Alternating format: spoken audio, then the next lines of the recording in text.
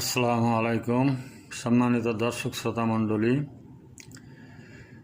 আজ 11 ঘন্টা আগে একটা পোস্ট দিয়েছিলাম। অস্বাভাবিক তাপমাত্রা বৃদ্ধির কারণে স্কুল কলেজের ছুটি বৃদ্ধির আহ্বান জানাচ্ছি আবহাওয়া অনুকূলে আসা পর্যন্ত। তো ইতিমধ্যে কয়েকশো লাইক কমেন্ট এসেছে এবং এই কমেন্টকারীদের প্রতি আমি কৃতজ্ঞ।